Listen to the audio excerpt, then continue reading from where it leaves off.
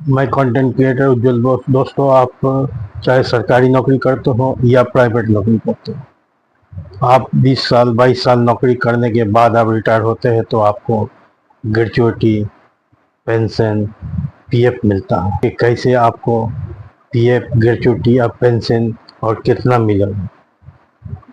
अगर आप government employ हो तो आपको जीपीएफ होता है, गवर्नमेंट प्रोविडेंट फंड। अगर प्राइवेट कंपनी में काम करते हैं तो उसका ईपीएफ होगा, यानी एम्प्लॉय प्रोविडेंट फंड। ठीक इसी तरह अगर गवर्नमेंट में पेंशन पाते हैं तो जीपीएस होता है, गवर्नमेंट पेंशन। और अगर प्राइवेट से रिटायर होते हैं तो ये आपको ईपीएस 95 होता है, एम्प्लॉय पेंशन।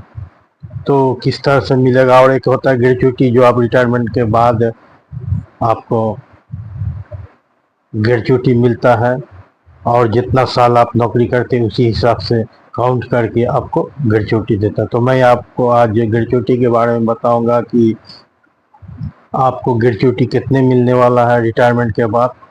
ऐसे प्राइवेट कंपनी में 58 साल यानी 58 साल में रिटायर होता है और सरकारी कंपनी में 60 साल में रिटायर होता है। तो मैं आज आपको प्राइवेट कंपनी के बारे में बात करूंगा कि आपको ग्रेचुइटी कितना मिलेगा। बाद में मैं आपको ईपीएस 95 वो कितना मिलेगा, अब प्रोविडेंट कितना मिलेगा वो भी बताऊंगा। बता दो, अगर 5 साल कंटिन्यू अगर आप किसी कंपनी में नौकरी करते हैं तो आप ग्रेचुइटी का हकदार हो जाते हैं और पीएफ का भी हकदार हो जाते हैं। लेकिन 10 साल कंटिन्यू नौकरी करने के बाद आप पेंशन का भी हकदार हो जाते हैं। आपको रिटायरमेंट के तारीख से 90 दिन के अंदर ग्रेचुइटी मिलने वाला। चलिए चलते हैं।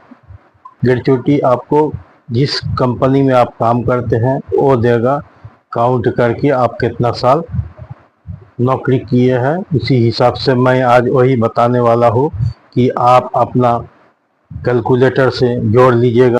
आप अपना कैलकुलेटर खोलिए। कैलकुलेटर खोलने के बाद आप लिखिए 35,000। आपको जो सैलरी है वो लिखना है, गुना 15 से गुना करना है। आपका आ रहा 5,25,000। फिर लिखिए 5,25,000। इसको आप भागा देना है 26 से। आपका आया 20,192। फिर आप लिखिए 20,192। इसको बाद आप जितना साल नौकरी किए, मान लीजिए आप 22 साल नौकरी किए,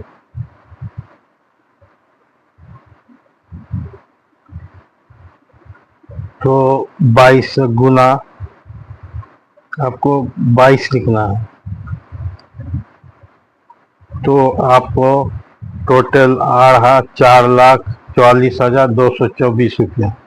ये आपको कंपनी से ग्रेचुइटी मिलने वाला है, 4,44,224 रुपया, यानी 4,44,224 रुपया। ये आपको ग्रेचुइटी कंपनी से मिलने वाला है।